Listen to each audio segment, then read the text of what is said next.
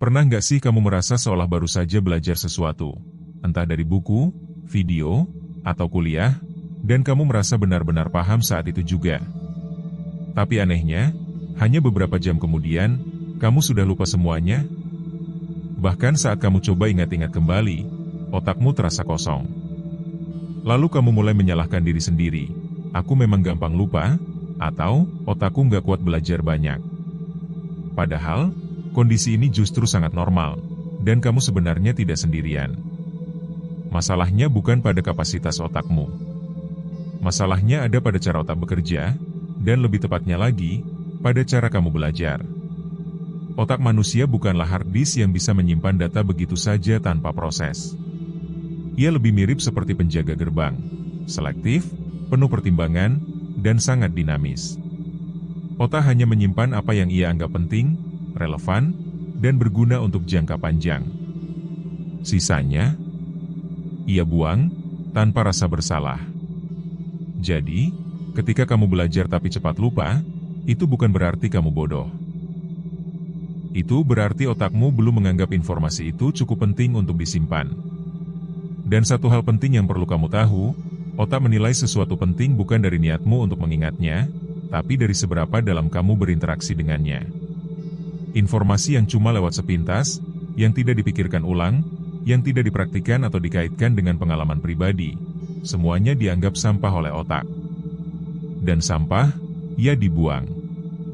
Kenapa ini terjadi? Mari kita mulai dari cara otak menyimpan memori. Ada 3 tahap utama: encoding, storage, dan retrieval. Encoding adalah tahap ketika informasi pertama kali masuk ke otak. Storage adalah ketika informasi itu disimpan untuk jangka pendek atau jangka panjang.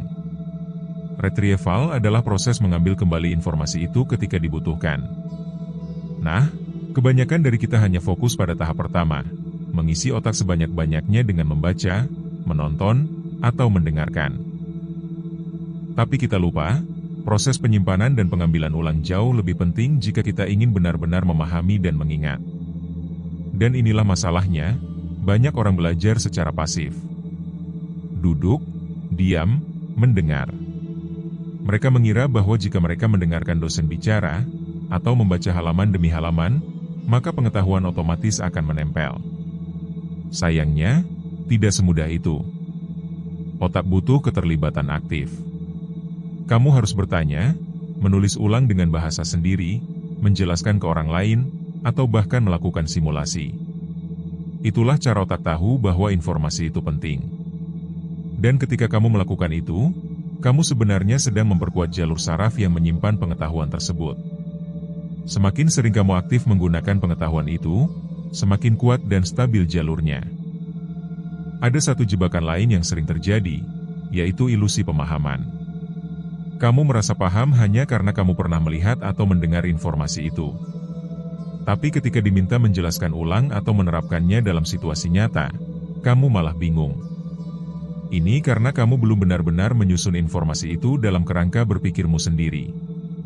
Kamu hanya mengingat bentuk luar pengetahuan, bukan isinya. Bayangkan seperti kamu menghafal bentuk kunci tapi nggak tahu kuncinya untuk membuka pintu yang mana.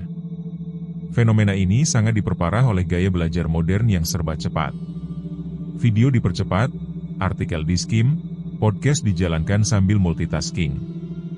Kita merasa produktif, tapi sebenarnya kita hanya menyentuh permukaan dari banyak hal tanpa menyelaminya. Otak tidak bisa menyimpan semua informasi yang lewat cepat begitu saja. Ia butuh kedalaman, bukan sekadar volume. Dan untuk mendapatkan kedalaman, kamu perlu melakukan sesuatu yang tidak disukai oleh dunia serba cepat saat ini. Berhenti sejenak dan berpikir. Berpikir ulang, merenung, mengaitkan. Proses ini sering dianggap lambat dan tidak produktif. Tapi justru disinilah memori terbentuk. Saat kamu berhenti sejenak setelah belajar dan bertanya, apa sebenarnya inti dari materi ini? Bagaimana ini berkaitan dengan hidupku? Apa perbedaan pendapat lain soal ini? Kamu sedang mengukir informasi itu dalam sistem memorimu. Refleksi bukan kegiatan pasif. Ia adalah jembatan antara informasi dan makna. Dan makna adalah fondasi dari ingatan yang tahan lama. Lalu bagaimana cara konkret agar kamu tidak terus-menerus melupakan apa yang kamu pelajari? Pertama, gunakan teknik penarikan ulang atau retrieval practice. Setelah belajar, coba tutup bukumu dan tulis apa yang kamu ingat. Jangan khawatir kalau tidak lengkap. Justru dengan mengingat ulang, kamu sedang menguji kekuatan memorimu.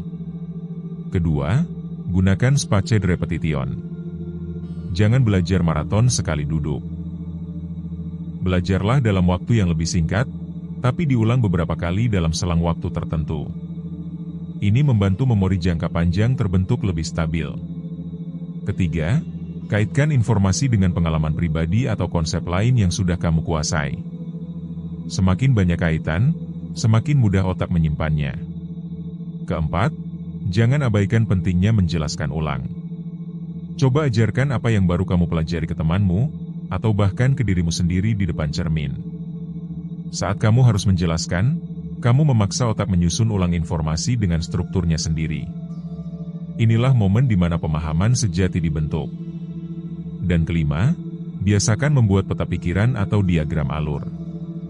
Visualisasi membantu otak mengatur kompleksitas informasi menjadi bentuk yang lebih mudah diingat. Dan terakhir, bersabarlah. Proses belajar bukan soal cepat-cepatan. Bukan soal siapa yang duluan hafal atau paham. Tapi soal siapa yang bisa mengingat dan menerapkannya dalam jangka panjang. Belajar adalah seni menyusun memori, bukan lomba memasukkan data. Jadi, mulai sekarang, kalau kamu merasa cepat lupa, jangan langsung menyalahkan diri sendiri. Evaluasi dulu, apakah kamu hanya belajar pasif? Apakah kamu terlalu cepat dalam menyerap? Apakah kamu sudah memberi ruang untuk berpikir ulang dan mengaitkan informasi? Karena sesungguhnya, otakmu bukan lemah. Ia hanya menunggu kamu memperlakukannya dengan cara yang benar. Belajar bukan hanya tentang memasukkan informasi ke otak, tapi juga tentang bagaimana kamu merespon, memproses, dan menyimpannya dengan penuh kesadaran. Dan ketika kamu tahu cara kerja memorimu sendiri, kamu tidak hanya akan mengingat lebih banyak, tapi juga berpikir lebih jernih dan mendalam.